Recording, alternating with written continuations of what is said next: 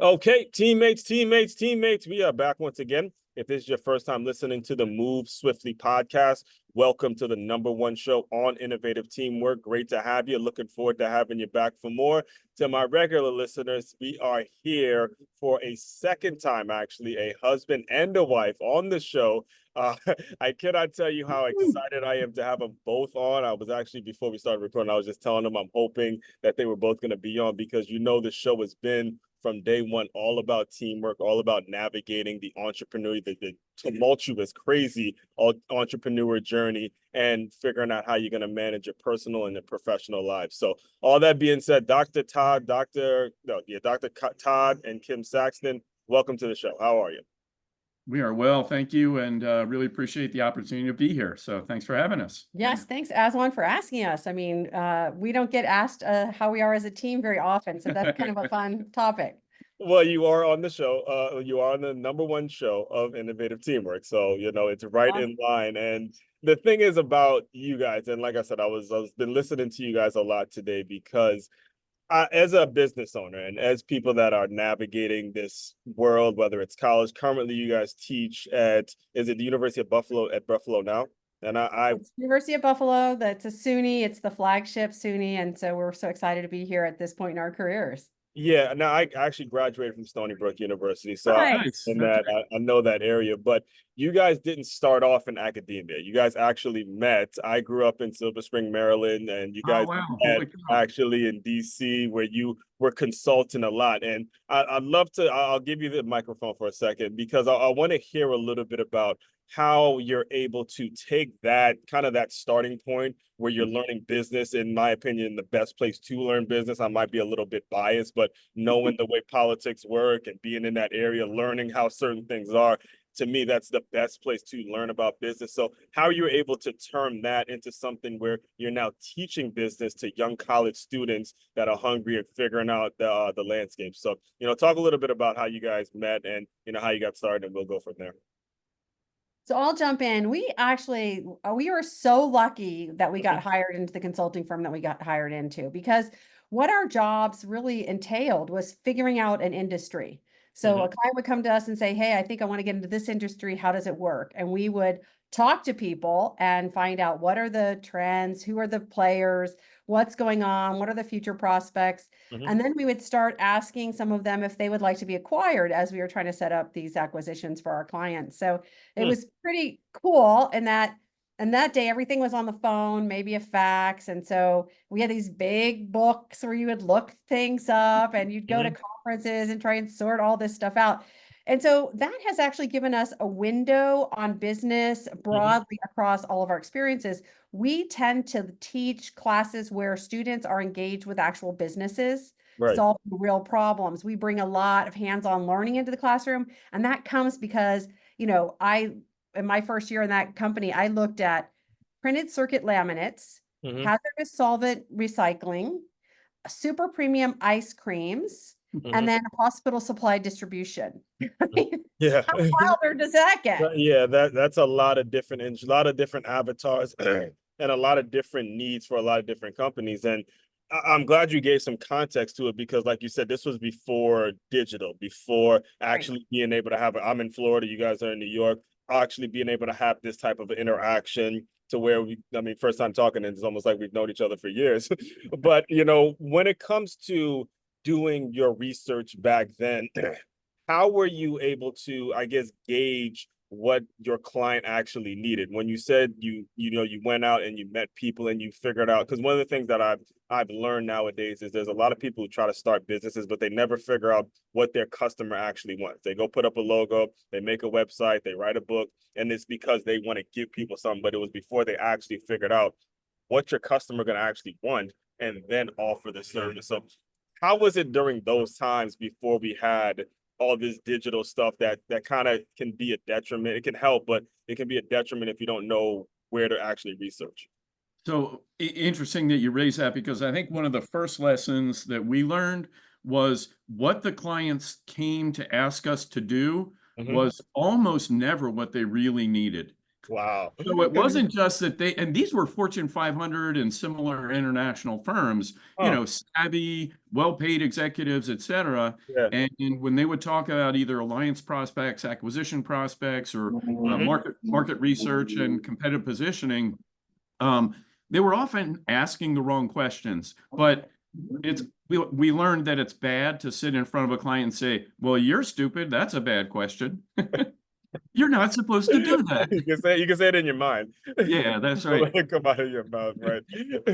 So part of what we learned then was not only like asking the market the right questions and Mhm. customers, and not framing it in terms of a solution, but Right. trying to better understand their language and then being able to frame the question from their perspective. Mhm. But even for our clients was to subtly nudge them toward asking the right question without being too heavy-handed about it. Right. Um, and that's an interesting, you know, game to play, and I'm sure you see that with a lot of the folks that you work with as well. Right. Uh, But to your point, one of the things it taught us is that, and I think this is still true, for Mhm. most people in their average day, no one talks to them about things that yeah, they're interested in. No one asks, "Hey, what is your expertise? What's your knowledge? What are you doing?" You know, Mhm. and so we still do a lot of customer discovery work, and it's really based on the same principles that we used before, which is just find a person and engage with them and Right. ask them what their day is all about. And then you're going to do it in a way that you have a conversation, but you're really aimed at getting Mhm. at the what's really hot to them. I mean, Mhm. we have learned over time how to deliver the bad news. Mhm. Yeah. And we did a customer discovery project. There's a lot of that. There's a lot of that when you're talking business and entrepreneurship. It's gonna happen. And for you listeners out there, if you are wherever you are in your business journey, just know there're gonna be some rough, horrible days. Then they're coming. If you can get up on those days, that it's for you. So I'm glad you brought that up as well. It's not for everybody. So Yeah, but we were working on a customer discovery and the client was like so excited about this new product they wanted to bring to market and there was nothing, da da da. And we started talking to the buyers and it was like, well, actually we have something sort of related to that and we don't use it for these following reasons. And the Mhm. real problem over here is this problem. And the questions you should be asking us are this other question. Yeah. And we went back to the client and we said, like, where did you get this idea from? You know, and Mhm. how about if we tell you these kinds of things? What does that make you think? And Right. he ended up doing a complete pivot and found another direction into the same market, but that really solved the real problem, which Exactly. was, no one else was focused on because it was more expensive and Mhm. slower. But sometimes more expensive and slower is a better move. Exactly. Sometimes buying cheap is becomes more expensive over time right. because you have to actually keep replacing things and replacing things and replacing things. And you know, with all that, what was it that actually pulled you guys to go work in the college system? Because I know you mentioned you guys were angel investors and you're getting all this knowledge and you're learning a lot. You know, why go to the school system? Did you guys get an MBA? What was the process like of running your own consulting firm or building your own business to now, all right, I'm gonna go teach at this school together. I mean, it's been like decades since you guys been teaching college students and college students about how to Yeah. do things and stuff like that. 28 years, 21 years. So Yeah, yeah, that's why it's I been was a like, while. thanks for this, man. This and then I mean you can grow. Was there like you guys didn't get your MBA or anything like that? Or was it just like how I did have my MBA, you but have your MBA? She got it on the way through, along with getting the PhD. PhD. Oh, Uh, okay. so, and it was an interesting part of our personal journey because we had our first child. We were in Reading, Pennsylvania, doing work at a consulting firm there and starting our family. And as you probably know in the consulting business, like the higher up you move, you're running a team, and then it's like you're doing all selling, and then you're on the road, either selling or presenting the final product to clients. What we both loved about that business, and I think Kim started off with this, is like disentangling the problem, finding the right questions first, talking to people, establishing rapport with them, getting the answers, and kind of saying, wait a minute, here's what the Rubik's Cube is supposed to look like. Right. And that's the part that we loved. But the more time we spent in consulting, the less we were doing that, the more we were selling. and doing the final pitch or presentation. So we had our first child, and kind of like, if and when we grow up, is this what we really want to be doing, is spending more time on the road? Right. As it turns out, Kim's mom was a college professor for years, bilingual education in Florida. And my dad was a psychology professor in New Jersey. My mom was in secondary education. And what we really loved, the problem solving, but then also kind of learning along with and teaching our clients how to think differently about their business, and kind of hit us. We could be asking these same questions, but as researchers at a university, Yeah. and we're really, it's funny, the first time I kind of sat back and asked that question. We're selling these acquisition services to our clients. Is there any research that suggests that the methodology we're using improves the odds of success? You probably know acquisitions are very, 70% Yeah. fail. Right. So we're selling, if you do a strategic search and you do it systematically, you're going to find better, prospects and things that are not, quote, on the market. No research behind that whatsoever. It was like, Wow. as a professor, that one of the Yeah. things you have the luxury of doing is digging into these deep, thorny problems and trying to disentangle them, and then sharing that learning in multiple ways, directly to your students, certainly, but through any articles that you're able to publish and through presentations to folks, through podcasts like this. And, Yeah. and when I know you talk a lot about, like, make sure you love what you do and you're passionate about it. Exactly. But I won't speak for Kim, but what at least I feel I'm passionate about is not being the one who comes up with a product, but enabling innovators in whatever context they're in to be better at what they're doing. And that's what gives me joy and meaning. So Yeah. I don't need to be the entrepreneur, but if I can invest in, support, help educate that entrepreneur to be more likely, there are no guarantees of success, as you know, but if you can improve the odds, that's a good thing. And we have the pleasure to be able to do that with a variety of types of students, if you will. So, Right. And I can tell you his first dissertation was around alliance and joint venture success. And then his next big paper he wrote was this idea that once somebody in an industry, somebody makes an acquisition, everybody wants to. It starts a wave. And so should you join the wave? Is it better to be early in the wave, later in the wave? Right. And he published that paper, and there are 100 papers that have come off of that paper by other people. So that was pretty hard hitting and impactful. So instead of just affecting a client, you're affecting, researchers and business professionals all over the world. And now we're working on a paper about, with some data about, well, if you invest in startups, should you be early in the wave or later in the wave? Theoretically, the returns will be greater if you're earlier in the wave, unless, the whole thing does, right? Right. Yeah. Too early. The thing is, I'm glad you guys are talking like this, because I have to quote, and I'm not sure how you guys feel about it, but I'm going to quote him anyways. Kanye West once said, "The concept of school seems so secure."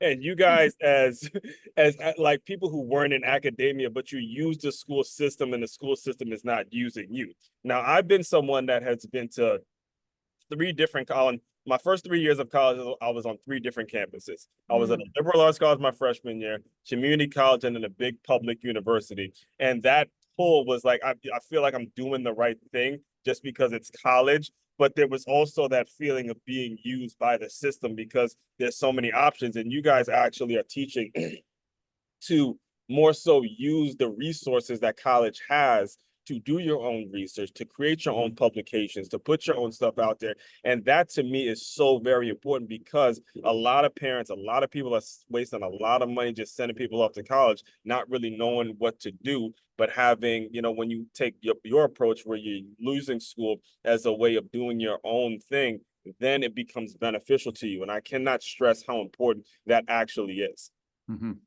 Well, I think some people will be surprised that faculty have to be fairly entrepreneurial. Like you have a job, 1000%, yeah. right? You get told to go teach classes, and then you're told, do some research. And if you do enough research, we'll keep you on. If you don't do enough research, we're going to let you go. And you're like, well, wait, I got a blank piece of paper. Like, where's the money to pay for the research? And how do I come with the ideas? And then how do I turn this? It's actually a pretty rough process. And quite a lot of people don't make it. Something like 3 to 5% of papers that are submitted to a journal get published. You just taught me something. I had no idea that's how the system works. That's how the system Really, works. really, because I have a sports background. Anything college wise, I'm really kind of just look at football and NCAA. So I'm really dialed into that. But when it comes to that side, I see like a Coach K or a Coach Primetime. They have classes. Again, they have classes that are in business schools, and there's such a crossover in terms of, okay, I'm teaching this in the sports end, but now the school is gonna make it so my publication, or I have a class that the kids can teach and all that kind of stuff. So I bring all that. I'm bringing all this up for a reason, because as I was getting ready for this interview, I was thinking back to my first time seeing Titanic when I was a kid, and I'm like, wow. All right. And you know, yeah, my dad, he has run his own business since before I was in high school. And I remember watching that with him, and he goes, Ozzy, it's a love story. But as I got older and I thought about it, the iceberg hitting it, they saw it, they couldn't move it. And then the way you guys take that concept and turn it into actual business frameworks and teaching people how to build that. I thought that was an absolutely incredible way of teaching business through the Titanic. So can you walk us through that process? And by the way, for the book, the title of the book is The Titanic Effect. And it's written by both of you all. And it talks about the icebergs, quote unquote, about how you're going to run into these things in business and what's going to be kind of the pitfalls, what are the things you're going to dodge, what are the things you can't avoid, all that stuff. So I'll let you guys kind of talk us through a little bit about the process of that book and how it has helped people and all that stuff. Sure. And this could be a 45-minute story, but Oh, yes. I'll try to make it. Well, we don't a have time 2-minute limits version. on this, so take all the time you need, man. So, and I want to raise also that we do have a third author named Michael Cloran, and he's a serial tech entrepreneur. And we were kind of in overlapping circles in the venture community as investors, technologists, professors, et cetera. And he was doing talks at that time on technical debt, which it wasn't new to people's terms, but it was still relatively young, and probably 2008 to 10 timeframe. And I'm sure you know the notion of technical debt. We actually talked about it earlier. You make investments or bets early in your tech platform that end up really holding you back later on, and you're saddled with these decisions. So you either have to choose, do I continually upgrade this and never have it quite right? Or do I scrap it and rebuild? What's the right timing to do that? But as he was kind of delivering this education on technical debt, we're looking at each other going, the founders make the same mistakes on other dimensions, like the people who are part of their team, right? That's a big part of your theme. Who's on your team? And if you choose the wrong people, or you put someone and designate them as a starter and then they suck, that's a problem for an entrepreneur. So there are these sources of human debt that occur. And then Kim, in her area of expertise in marketing, you make a lot of decisions about branding and how you communicate your value proposition to your customers.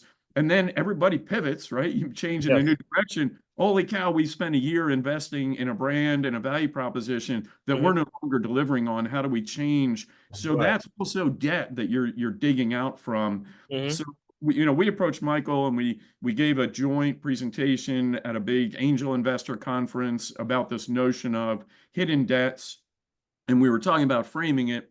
And I said, hidden debts, I'm kind of like that. Hey, spitball ideas and let's riff off each other. And you talk about an innovative team, right? You also need somebody that actually knows what the heck they're doing and is willing to do the hard work to get there. And that's Kim. So I'm like, this is like an iceberg, right? Because 80% of it is under the surface. You don't really see the effect of those decisions. When we think about icebergs, what's the first thing that comes to mind? It's the Titanic, right? For many of us, at least, and it's culturally limited a little bit. And Kim's like, okay, hold on. We can't just call this the Titanic effect without doing some research and figure it out, if it makes sense. So she starts doing this work. And I remember I'm sitting in a different part of the house, and she's using terms like that I can't repeat on your podcast. So like, you son of a gun, you are so lucky. She started researching the company, the White Star Line, and the history of the Titanic. And she's like, it maps exactly to all these concepts that we've been talking about, included a big investor came in and made them change shipyards. Yeah. to a new shipyard that wasn't able to really deliver, obviously. All right. But even more importantly, Yeah. change the product. Yeah, They they were changed trying it. to build the fastest ship, and he's like, "Oh no, no, no! Let's go big. Let's go luxury." I mean, your whole system is set up for speed, innovating engines, and now you're gonna like lay it back and make it an ornate, kind Right. of thing, which required, a two-story dining room, which Mhm. required lowering the bulkheads. The Mhm. bulkheads that kept the water from spreading between the compartments that kept it afloat, Right. right? Or, oh, if we're gonna have these luxurious suites, we want to have a beautiful view. Let's get rid of half the lifeboats. Wow.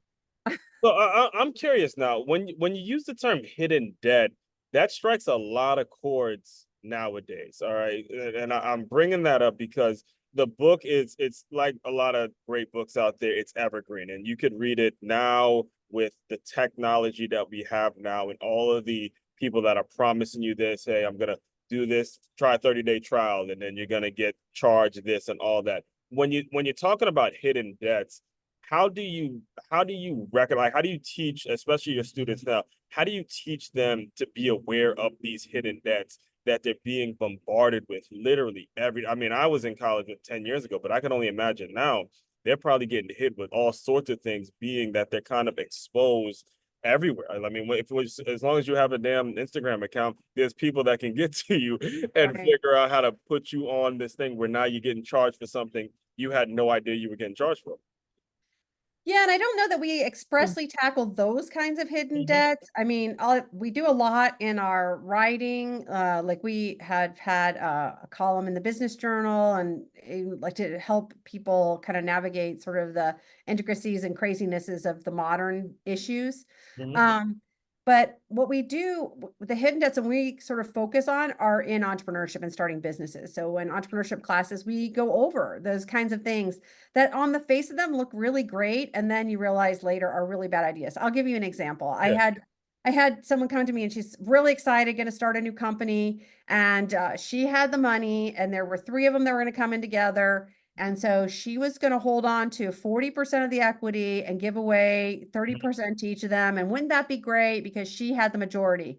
And I was like, girl, you gave away 60% of your business. They Hmm. can put you out. And she's like, Yeah. what do you mean? I'm like, well, they have 60%, you have 40%, Right, you just gave it You have away. the biggest stake, but you don't have a majority. You don't have the majority. Right. Never start a business and don't hold on to the majority. Exactly. Exactly. So And let me go yeah, ahead. but no, I, no, I just, I'm glad you took it there because I was gonna ask specifically, I was gonna kind of transition to the students now when it comes to the way they come, what the issues that they're coming with right now. Because again, I was in college 10 years ago and I was in different schools, and I started out initially wanting to major in business, but because of football, I could only take business classes here and there. And what I would pick up from the professors is everything is business.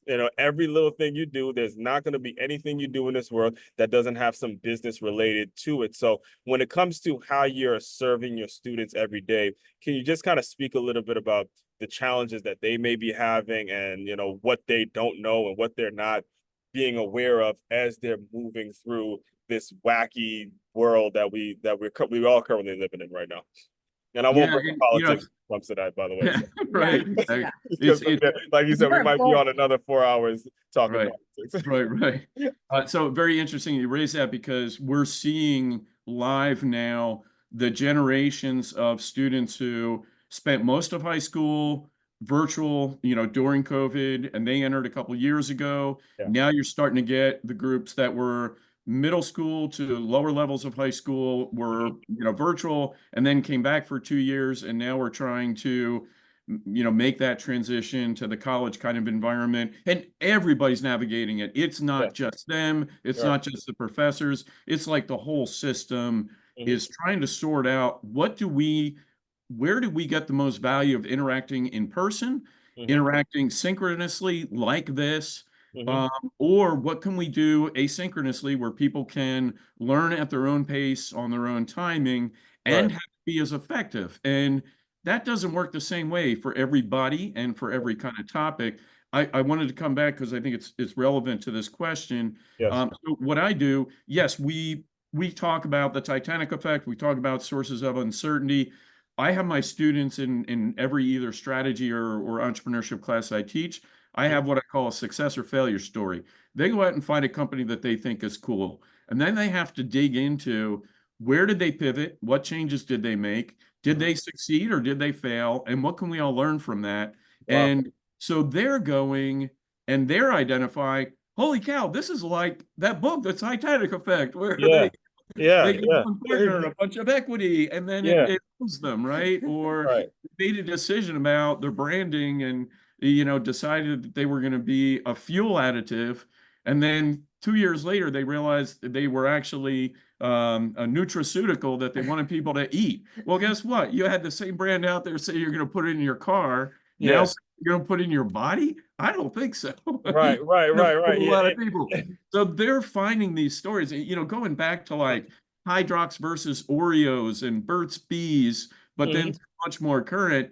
And they're finding all these stories and then finding these tidbits of like, wait, this is how it maps. So Mhm. like when they enter that journey of discovery, there's so much more bought in, I think, in terms of trying to figure out these concepts, as opposed to you stand there and you show them a slide saying, here are the sources of human debt. It's like, okay, how long are they actually going to, like, how deeply do they process and how long are they going to remember that? So like Yeah. that's part of the joy, I think, of being an educator of any type. And you are an educator, right? Yeah. I You teach. don't I have to teach be a currently. professor. Yeah. Mhm. Um, so, but like figuring out how to unlock that key of how are different groups going to be Mhm. able to process this and get some benefit from it. So, And I'll tell you, one of our biggest messages to this next generation, they want to be entrepreneurs. They're very excited about yeah. being, but they do not like ambiguity. They want a formula. So it's like, that's not going to happen. And somewhere someone they watched Silicon Valley or something and, the TV show, and they think, oh, I got to go I got to have a moonshot. I got to go come up with the biggest idea I can and raise a whole bunch of money. And then I can blast this thing out. And a lot of what we say is, hey, you know what? You don't need to do that. You could do this on paper. This could be a service. Start by seeing how you can have value to people that they're willing to pay for, and then go figure out what you need to build because you know what does and doesn't work, Yeah. rather than try to build something and then sell it. Mhm. I mean, if it sounds like I'm kind of deflated now because you guys got me thinking back to my college self and the professors I had, and I'm a bit envious, to be honest with you. I kind of wish I was in a situation where I had professors like you all that came from a different world, didn't come from the typical professor teacher world where it's like, hey, I just want to give them a grade. I don't want to lose my job. I just want to make it so I am not fired, so I'm just going to give them whatever and give them an A or give them a B or C, and all of a sudden I can keep the university president off my back. And too often people there are, I'm sure you guys know, there are professors out there who are like that. It definitely is. It's not uncommon to see. And that kind of leads me to the next thing I want to talk to you. I want to be very respectful of you guys' time. Is you mentioned being angel investors, and I gotta ask for not only myself or anybody that's listening, when it comes to the companies or the people, because I know it's not just companies, it's people that you actually invest in. What were the qualities that they had in them that made you decide, okay, that's a yay, that's a nay? How did you evaluate anybody that came with you with something that they wanted you to at least look at or invest in? So first, as you can imagine, that's a super complex question, and then Yeah. there are times that things kind of surprised us. But I think several important things that are kind of common hot buttons for us is Hmm. one, like, do we care about the problem they're solving? They could have the most promising SaaS marketing platform that's going to sell everybody a bunch of fancy, more expensive sneakers and logo wear, and we're like, does that make the world a better place? That may sound corny, but like we want to I believe in gotta, the problem that's that's being I gotta, solved. I gotta pause you there because I want to make sure this doesn't get brushed over for the listeners.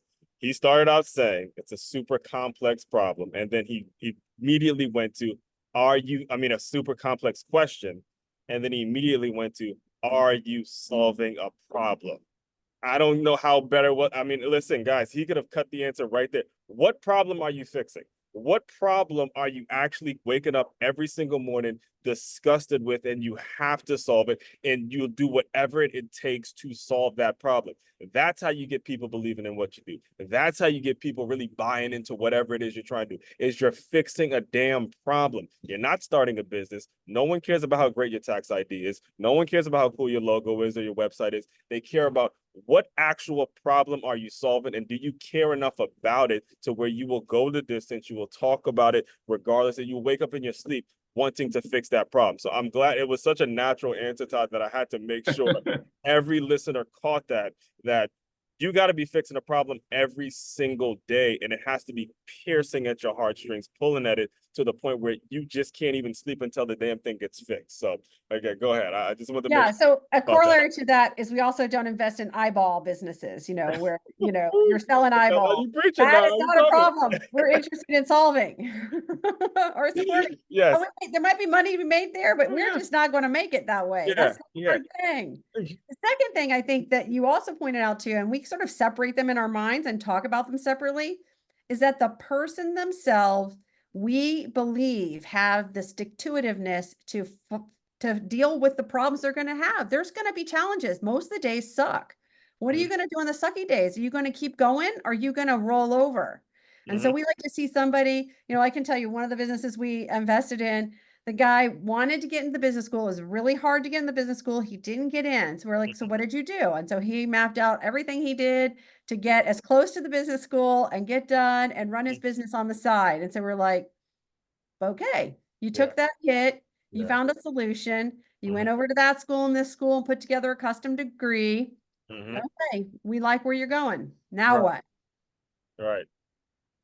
I mean, listen, I can talk about it for days, and there's so much of that around, and it doesn't take you being at some fancy school. It doesn't take you having some fancy job or anything like that. It just takes, what is it you're willing to put your life into? How hard are you willing to work? And then the right people are actually drawn to you. So I'm glad that you guys were able to re-emphasize that today for the listeners. And like I said, I do want to be very respectful of your time, and I want to give you guys the opportunity to just talk a little bit about what are the next plans. Like, how do you guys have accomplished so much in these decades when it comes to working with kids and creating opportunities and giving a ton of advice with publications and all that? What do you see as the next step towards your business and what you're going to be doing?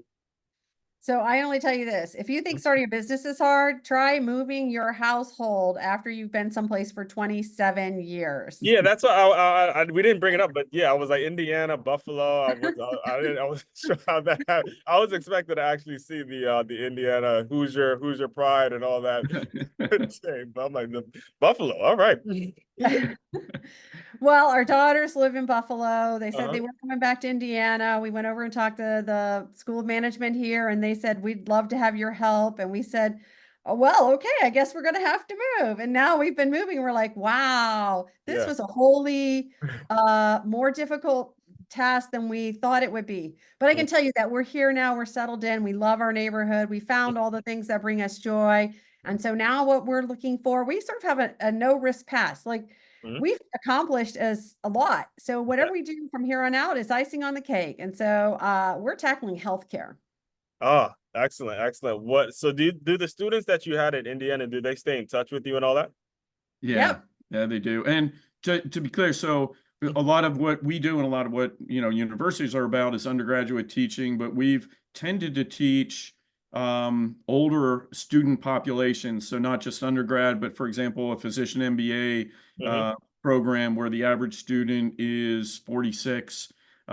We've taught healthcare professionals where the average is 32 to 33. And we really like working with folks that are practicing. They're actually taking the concepts and trying to implement them and seeing the problems, business problems firsthand. But as Kim said, at this stage, we're kind of looking toward kind of what's our legacy going to be to the extent that we have one. And we see so many challenges, so many great people in healthcare and health science related fields, including dentistry or occupational therapy and physical therapy, pharmacy, et cetera. Dental. Great individuals trapped in a system where it's really hard to be a successful innovator. And if we can kind of work at both levels a little bit with the systems and the healthcare providers, but then most importantly with those individuals who have that passion and desire, and also be training undergrad and graduate students to join the life science kind of industries and be successful in those markets. That's kind of our big thing looking forward over the next 10 years is to, try and make a little ding in that part of the universe, because, obviously it's such a huge and expensive problem for so many people, and there are so many good people in that system that aren't as effective as they would like to be and as we think they could be. Yeah, my sister actually works at Kaiser. Mm. Oh, Yeah, so I now I have to ask, I guess, for her, is like, what what are some of the issues that you are seeing, and the current issues that you are seeing in healthcare? so I think one project that we're working on right now that I'm really excited about is a community EHR, meaning that there's one health record for a whole population that's shared across all the different healthcare systems. So most markets have between 2 and 5 major healthcare players, and they're all Yeah. on different systems. So if we could get all the data together that can be shared so that we can identify where there are pockets of lack of access. Ah, I got you. Yeah, yeah. So if That's we, important. Actually, one of the things actually too with being at Stony Brook is there's a hospital actually on campus. So even when we during games, we would see the ambulance right there. If guys go down, there was right, immediately that was actually a huge selling point. Our starting quarterback wanted to get into med school, and as a program and stuff like that. Those are things that are attracting the right people to your organization. So I'm not sure if you guys heard of Hofstra University.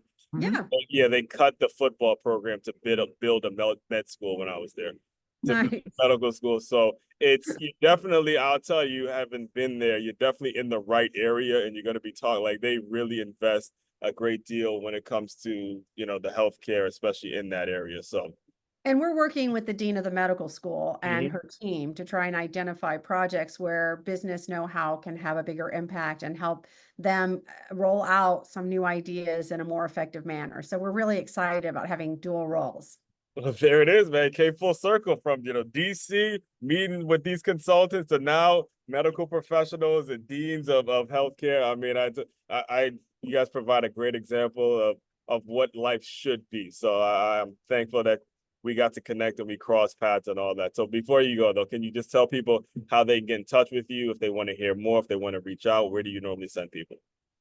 If you don't mind, just a quick interjection before that. Yeah, go We have had a great partnership, ahead. but we don't pretend, and those who know us know it Mhm. is not without challenges, right? I can be a pretty challenging individual, Uh-huh. Yeah. So, like we from the outset, I think people, in fact, in our Christmas card last year, we sent something out just saying it's been a tough year. Here's some of the challenges, and people are like, man, you guys always seem like you got everything and you got everything nailed, and like, no, we No. don't. We have to work at it. We have to work at our relationship, Exactly. and any kind of innovative team that that's what you're all about. Like, you're going to go through rough spots too, so persist through that. So sorry, I just want to make sure that your And audience well, did not it have takes this me like, back to the one of my favorite books is Mindset by Carol Dweck, and she talks Yeah. about relationships where she doesn't say they lived happily ever after, they worked happily ever after. So if you're willing to put in the work, it's going to be challenging times. It is not going to be easy by any means, which is why again it's not for everybody. And your transparency, obviously the two of you that being as transparent as you are, it lets people know up front it isn't going to be easy. They're going to be rough times, and you got to be built for it. You can't expect everything every day to just run smoothly. It just isn't going to happen. That's just the reality of the situation. So, yep. Thank you. Yes, but in terms of finding us, you can go to www.titaniceffect.com, and people email us from the website all the time, and we have interesting relationships with the folks that reach out that way. But also at the University of Buffalo, I mean, we're some of the only Saxtons, so you can go to the University of Buffalo faculty directory, and you'll find us pretty quickly. all right. So the way I close out all the shows is I want you to use your imagination a little bit. Just Pretend you guys are transitioning from consulting to getting into academia. You have your first newborn. Pretend that that version of Todd and Kim has come into the Zoom room. Give that young couple some words of encouragement, and we'll officially close. Yeah, never stop working. That's it. And I'll say, never stop learning, right? And just because you become a teacher, you become a mentor, you become older, in our case, a good bit older, like just keep learning. I mean, that's what keeps it fresh, and you're going to be better at everything you do, but also better at those roles of mentor, et cetera. So we're fortunate in having been able to continue to learn along with everybody that we work with, teach, and work for. So that's it, period. Continue to work and continue to learn. I have absolutely nothing else to add to that. All right. Fellow teammates, continue to move swiftly. We will talk more soon.